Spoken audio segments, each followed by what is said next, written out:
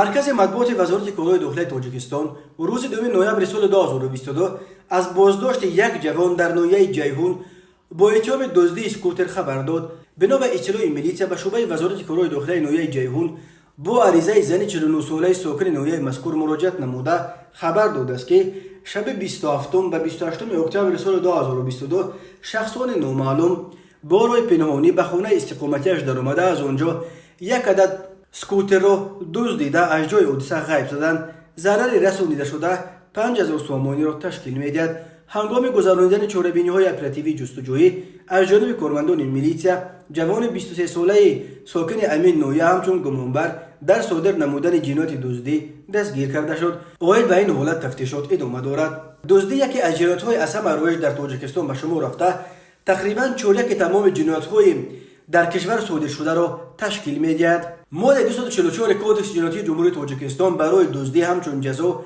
یا جریمه به اندازه از 500 تا 2000 نشان دهنده برای حساب‌ها و یا حکم زندان به مهلت از چند ماه تا 12 سال را پیش بینی می‌کند.